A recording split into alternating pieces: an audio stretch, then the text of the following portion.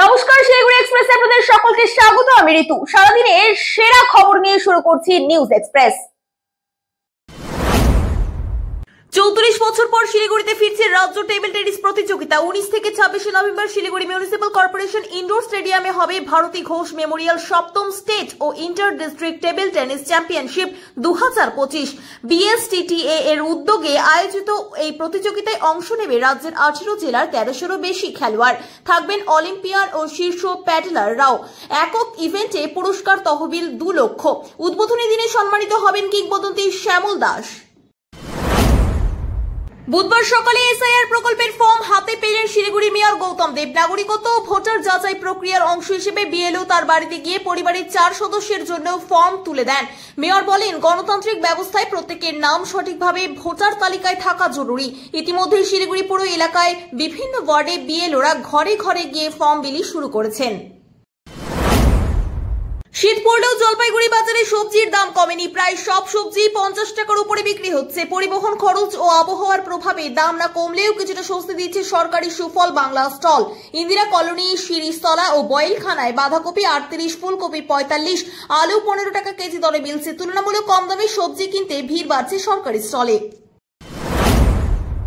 ডামডিম গুমফার সংলগ্ন 17 নম্বর জাতীয় সড়কে একটি অসুস্থ হাতি ঢুকে পড়ায় চাষিদের মধ্যে আতঙ্ক ছড়ায়। কয়েকদিন ধরে হাতিটি ওই এলাকার জঙ্গলে ঘুরে বেড়াচ্ছে। পরে বন দপ্তরের ওদলাবাড়ি MPP3 ও মালবাজার স্কোয়াডের উদ্যোগে দীর্ঘ প্রচেষ্টার পর হাতিটিকে নিরাপদে জঙ্গলে ফিরিয়ে দেওয়া হয়।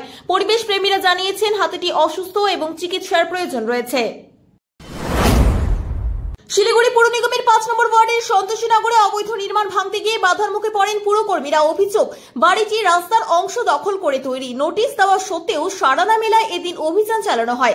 কাউন্সিলর অনিতা মাহাতো দাবি করেন, শুধু এক বাড়িকে টার্গেট করা হচ্ছে, গরিব মানুষের ওপর অন্যায় করা হচ্ছে।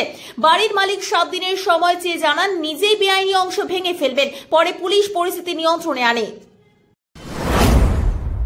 ভারতে নয়, এবারও আইপিএল এর নিলাম পর্ব অনুষ্ঠিত হতে পারে বিদেশের মাটিতে। গত 2 সংস্করণের নিলাম হয়েছে যথাক্রমে দুবাই এবং জেড্ডায়।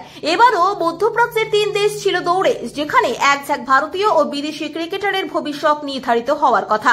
সেই তালিকায় সংযুক্ত আরব আমির শাহী এগিয়ে আছে বলেই খবর। বন্ধুর সঙ্গে স্ত্রীর বিয়ে, চাঞ্চল্য সাউথিয়ায়। বীরভূমের সাউথিয়ায় 9 বছরের দাম্পত্য ভেঙে বন্ধুর সঙ্গে স্ত্রীর বিয়ে দিয়ে দিলেন এক যুবক। স্থানীয় সূত্রে জানা গেছে, গাড়ি চালক বাপি মণ্ডলের স্ত্রী পঞ্চমীর সঙ্গে তার বন্ধু জিৎ মিত্রর সম্পর্ক গড়ে ওঠে। পরকীয়ার জেরে দাম্পত্যে অশান্তি শুরু হলে বাপি নিজেই নন্দিকেশ্বরী মন্দিরে স্ত্রী ও বন্ধুর বিয়ে সম্পন্ন করেন। ঘটনায় চাঞ্চল্য ছড়িয়েছে এলাকায়।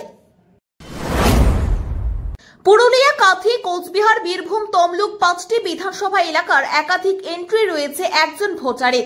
নির্বাচন কমিশনের কাছে সেই সমস্ত প্রমাণ নিয়ে উপস্থিত বিরোধী দলনেতা শুভেন্দু অধিকারী হার্ড কপির পাশাপাশি পেন ড্রাইভে এনেছেন সফট কপি। 13,25,000 এরকম ডাবল এন্ট্রির তথ্য রয়েছে বিরোধী দলনেতার কাছে, এমনই অভিযোগ করেন এদিন তিনি।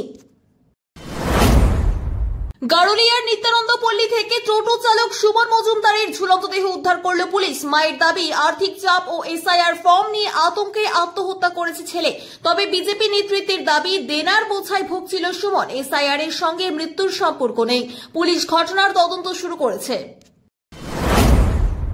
বাংলা জুড়ে শীতল পশ্চিমী হাওয়ার দাপট। শীতল পশ্চিমী হাওয়ায় কলকাতার তাপমাত্রা 18 ডিগ্রি সেলসিয়াসের ঘরে। রাজধানী দিল্লি, উড়িষ্যা ও ঝাড়খণ্ড শৈত্যপ্রবাহের পরিস্থিতি আগামী 5 দিন এরকমই থাকবে। পশ্চিমের জেলায় সর্বনিম্ন তাপমাত্রা 15 ডিগ্রির নিচে। বাংলা জুড়েই পশ্চিমী হাওয়ার দাপট। শীতের আবেগ চলবে উইকেন্ড পর্যন্ত। এখন এই পর্যন্তই। পরবর্তীতে আরো খবর দেখতে চোখ রাখুন শিলিগুড়ি এক্সপ্রেসের পর্দায়। ধন্যবাদ।